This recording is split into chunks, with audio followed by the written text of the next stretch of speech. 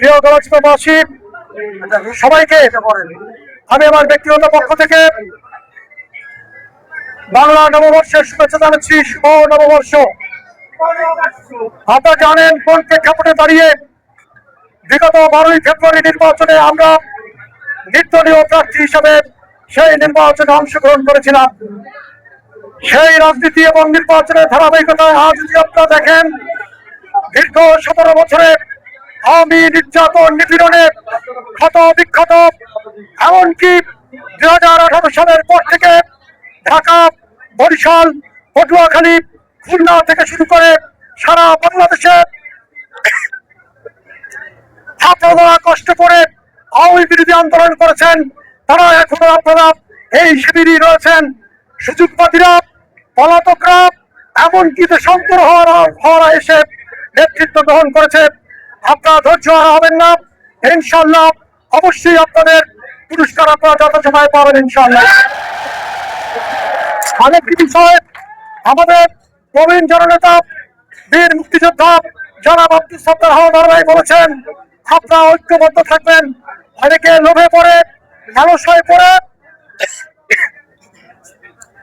আপনাদেরকে বিভ্রান্ত করার চেষ্টা করবে। কারো কথায় কান দিবেন না। টুকটাক যারা মুনাফিকি করেছে তারা ইতিমধ্যেই ফলাফল পেয়েছে। আমরা কারো নাম বলতে চাই না। আপনারা ঐক্যবদ্ধ থাকবেন, ইনশাল্লাহ আমরা সকলে মিলে এই ক্রাইসিসকে মোকাবেলা করব এবং আপনাদের হাতে বিএনপির নেতৃত্ব ফিরে আসবে ইনশাল্লাহ। আপনারা জানেন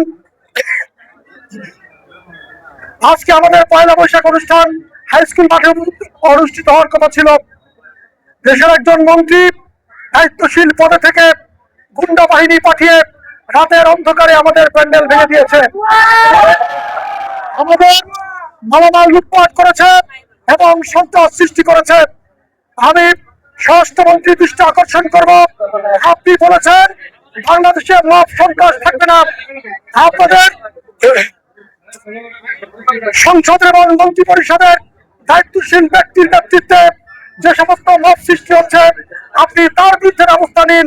বাংলাদেশ মব সন্ত্রাস মুক্ত হবে এবং শান্তির বাংলাদেশ প্রতিষ্ঠিত হবে এবং তারই মধ্য দিয়ে দেশনায়ক তারেক রহমানের নেতৃত্ব প্রতিষ্ঠিত হবে এবং বাংলাদেশ একটি সম্ভাবনায় বাংলাদেশ হিসাবে, গণতান্ত্রিক বাংলাদেশ হিসাবে বিশ্বের বুকে মাথা তুলে দাঁড়াতে পারবে। সেই আশাবাদ ব্যক্ত করে আপনাদের সবাইকে আবার নববর্ষের শুভেচ্ছা জানিয়ে শেষ করছি। আল্লাহ হাফেজ। সবাইকে অনেক অনেক ধন্যবাদ। আপনাদের সকলকে বান্তা ইলিশের আয়োজন করা হয়েছে। আপনারা একটু কষ্ট করে হলেও ধৈর্য ধরে সবাই একটু খেয়ে যাবেন। সবাইকে অনেক অনেক ধন্যবাদ।